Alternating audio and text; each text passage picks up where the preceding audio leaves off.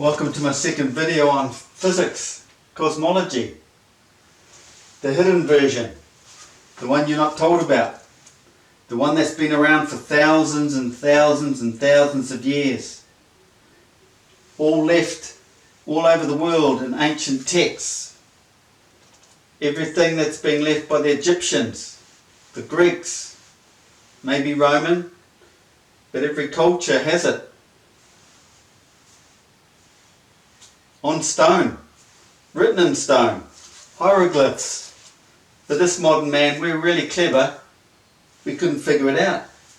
So a couple of old codgers came along and decided, no, we'll change it. We'll change it and have everyone believe that they live on the spinning ball. The side, bottom, upside down on a spinning ball, because we can make up a word called gravity. Okay, well that's the BS version, the Arthur C. Clarke version. I'm going to show you how it really works. So take a seat and get comfortable, and if you think you can debunk it, let me know. I'm a pretty open-minded sort of a guy. So this is about the one thing science has got right so far. Everybody seen that on all the videos? All the science chatter, chatter, chatter. They'll stand there and just chatter, chatter, chatter all day long about absolute garbage.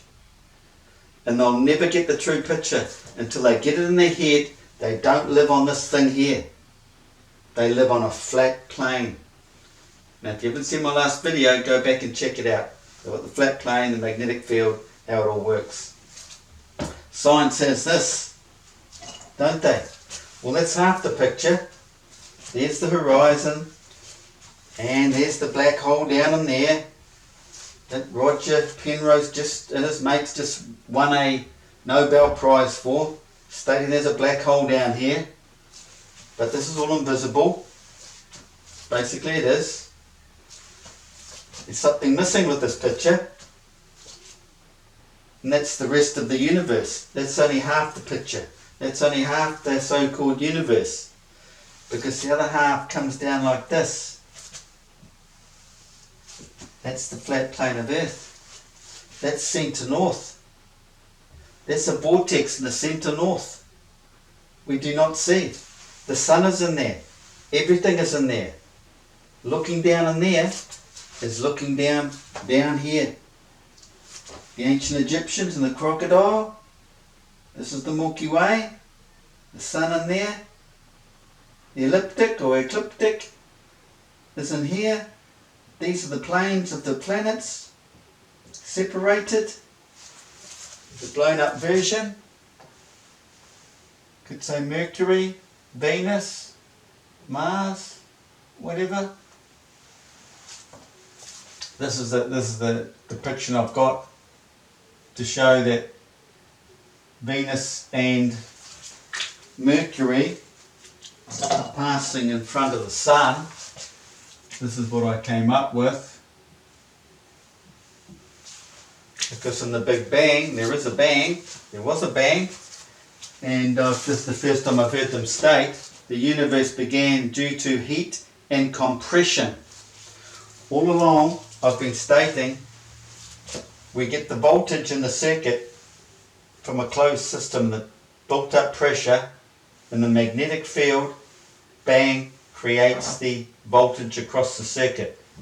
It was the voltage, the current across the circuit, just like in the magnetic vortex, induction system.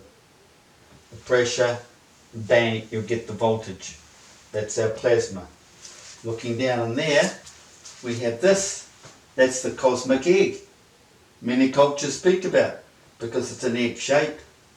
That's your ecliptic. Your elliptic has an egg shape. That's the plasma. It's on the edge. It's on the perimeter of the we call this the the electrical field, the downward spin, the magnetic field on the outside going up, the counter force shooting down this way. Pressure built up, bang, just like vortex water. Right in there, science says this, right? That's the sun, there's the plasma, there's the Milky Way, the breastplate in Christianity, bulge in the Milky Way, abreast of the sun. So you can imagine looking down the vortex, there's the Milky Way, and this is our moon.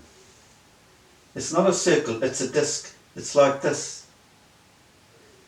Just like the plasma field on the side of the spin. Science says they know how that plasma sits on the side of the spin, like this. We've got that right too. But this is how it works. It's an amplifier. The black hole, it's the vacuum in the centre. Everything is amplified out. All based on frequencies. Just like a guitar, look.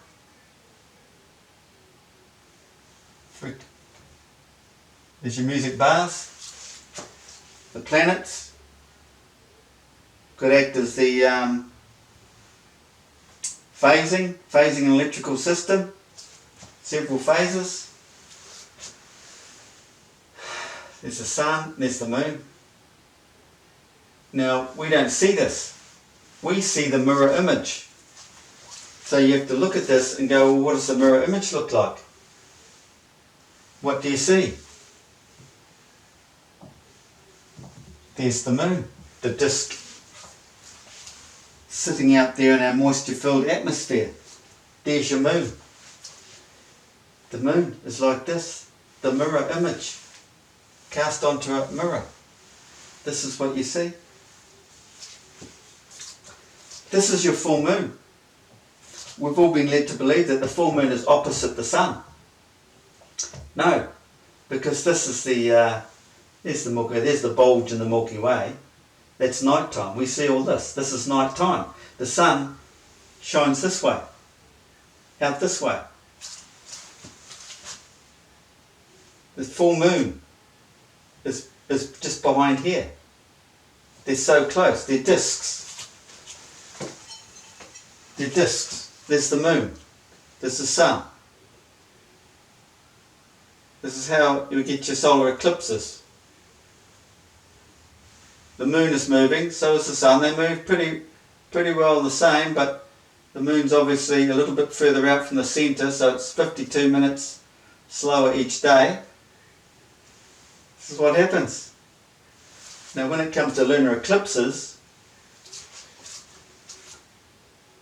you've got the magnetic field out here, the rotations in a vortex. This is your 23.4 degree elliptic. So you get your perihelion, and as it moves up in the season, you're right up to equilibrium, that's the equinox, and then you're up there aphelion. Well, it's that moving that our plasma field, the sun, follows the magnetic field. This is the magnetic field. It reflects everything out. So that's going up and down. You got your sun. So over the season, you've got the thing, you're doing this. Well, slowly of course, and the sun coming around, and one day it's going to work in, bang on, and get your full solar eclipse. Otherwise, you'll get a partial.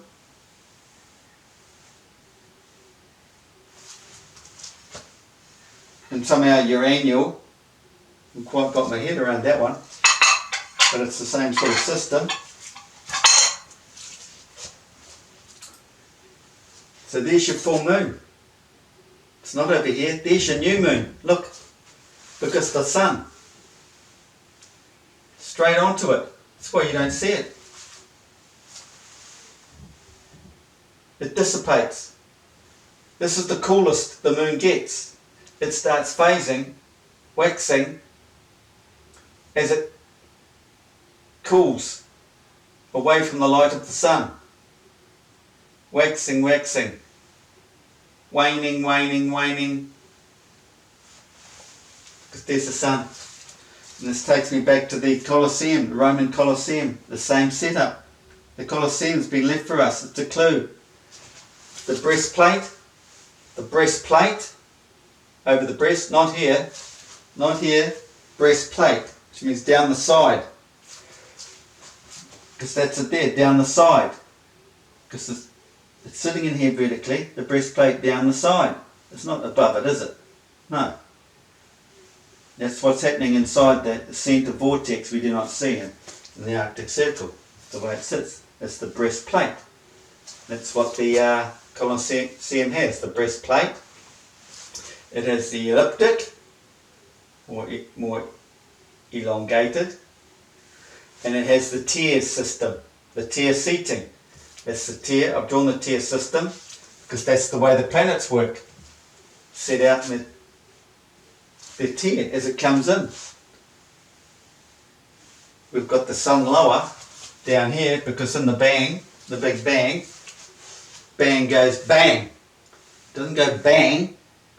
So bang, we've got the planets coming up above the sun. Bang. Well, we'll have Mercury and Venus down here, the rest up here, slightly higher, as this expands. So does the universe expand or not? Yes or no? It expands from here to there. That's the equator, celestial equator. That's it.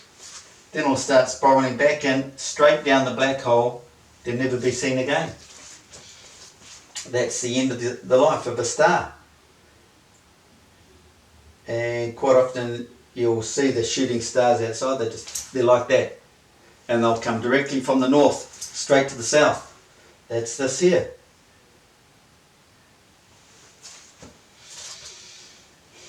But this comes up into our night sky like this. So that top there is south. So you'll see a shooting star go, that's falling back down here. Those are the super fast ones from the north. That's the end of its life. But the energy is recycled. Everything is recycled through here. Comes out, works its way back up the magnetic field again. That's the life cycle in our Earth, 26,000 year cycle. What they're missing, science is missing, is the rest of the universe. So you've got this across here, flat plane, and it comes down like this. Because you've got Sigma Octantis sky here too. This is Polaris here, which is the sun, turning in the rotation.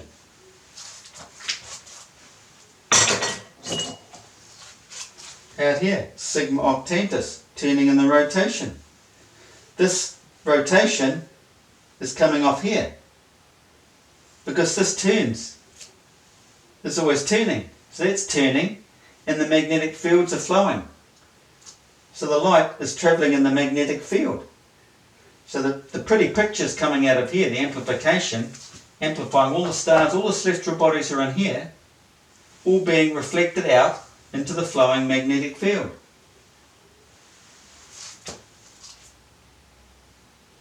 Because the magnetic field comes out like this. It's to the equator. You'll see this in my previous videos. So this equator, like this, flows out. And then you've got the southern field coming in. Obviously not to scale. So the fields come out of there and go down through the earth, come back underneath and out the south, then back down through again, back up out the centre. It's like a spiral. It winds over into the tropics, down to the ground, then comes back the other way, the negative, then up through the centre. This is how it works. It winds in. It's another rotation. This is how the earth works. They rotate like this, just like nature. The magnetic fields, we come out. This is Einstein's relativity. Walking into a cone. You shrink away as you move south, like folding a daisy down, all the leaves, the petals down underneath the earth. Same system. It's in a lot of my other videos. But let's focus on this more. So, here we have the egg, the cosmic egg. That egg is turning a full rotation each day. It's an egg shape, but where the sun sits follows a circular motion. It follows a circle. This is the electrical side, and the moon is on the magnetic side. This band, I've drawn it like that because it's tiered, but it's not to scale obviously.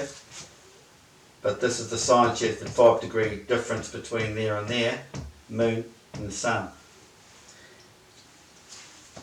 But this is how it works, it just turns like that, it just keeps turning. And the sun moves slightly quicker than the moon. So they're never overlapping until they get to this point, what appears to be this point.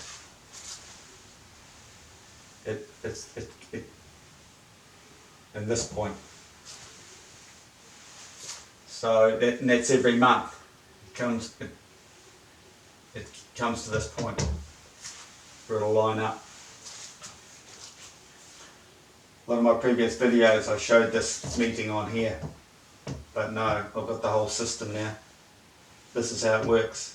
It's like I said, the Colosseum.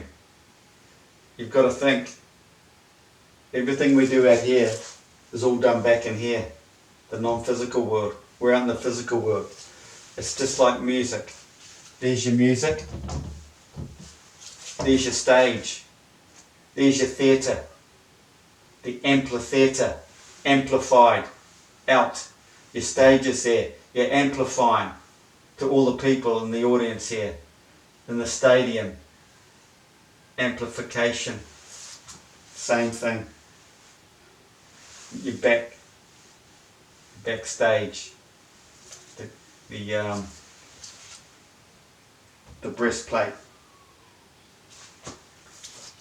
So the breastplate is this bulge.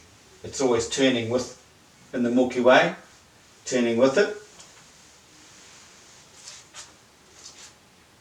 We've got this electrical circuit in the centre here, and outside is the magnetic field. Outside is just outside the electrical field. Outside here is the moon, just on the other side, and on that, this is the ring of fire, the actual ring of fire, not the ring around the sun, where the planets are. Narrow band, all the planets are sitting in. That's the ring. The sun's light follows the magnetic field of the elliptic tilt of the vortex. The light follows the magnetic field in our night sky.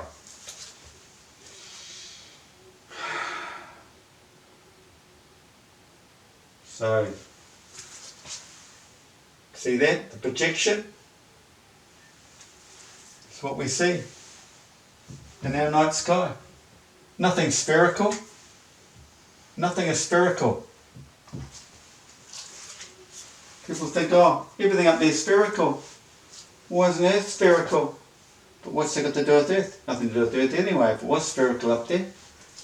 Everything is up there for the purpose of our Earth. And our Earth is down here. The sun creates the cosmic egg shape in the counter force. The counter force downward. The sun travels on the inside face of the downward counter force of the magnetic vortex. Science knows that. They have the plasma on the side here. They know that. Egg shape in the counter force. Planets. Everything turns the same way. No BS about the moon going one way No, everything turns in this magnetic field. It's all turning the same way. Where you'll get Venus looking as though it's got an opposite spin, well, it's something to do with where it sits next to the sun. It could, the forces could be blowing it the other way, because it is the counterforce of in here. This is the counterforce. This is going one way, this is the other way.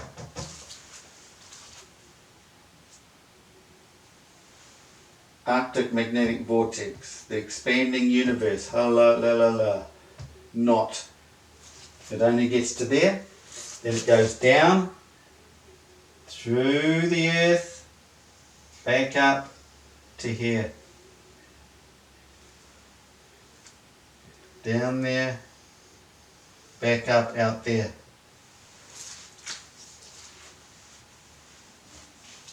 Planetary or celestial speeds and distances in science is complete garbage. 25,000 light years is not even 25,000 kilometres.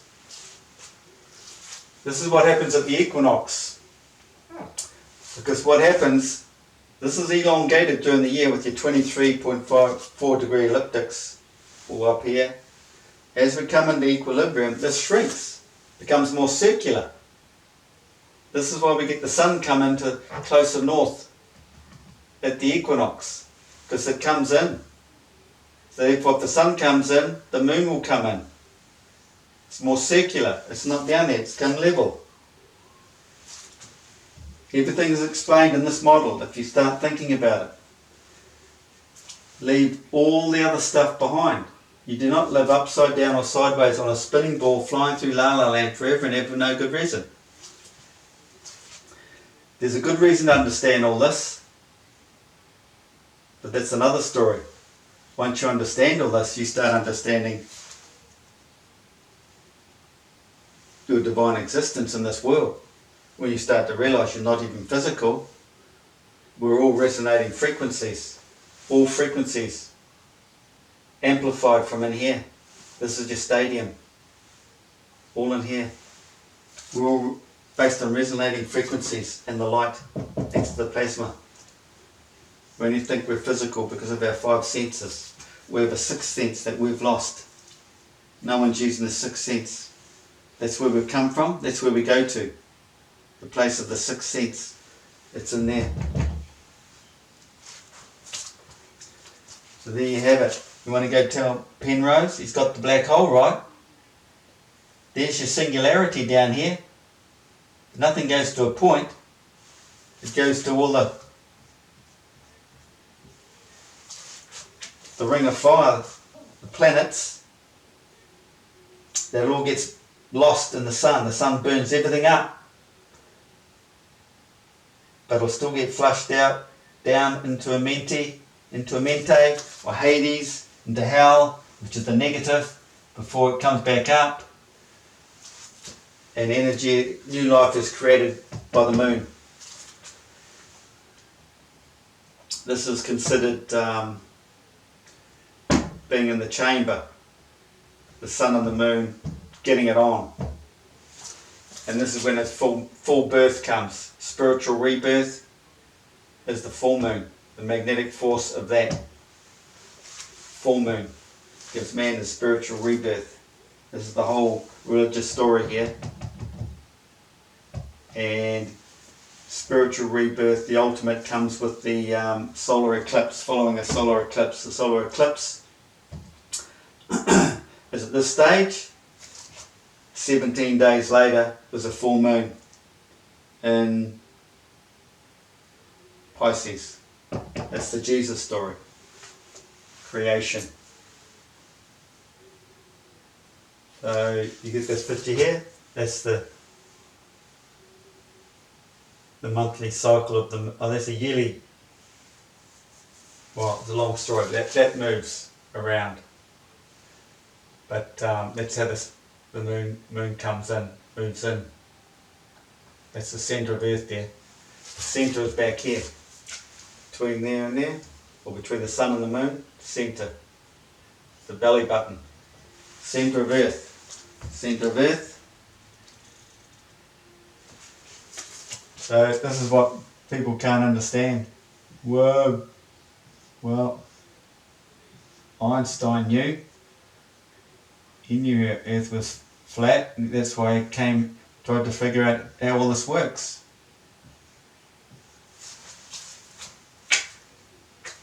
Everything reduces as we come out. The energy, the main field is back at the equator, and it starts reducing down. The energy doesn't reduce, it's just the way the magnetic fields are, because we're living in a magnetic field. Let me show you something.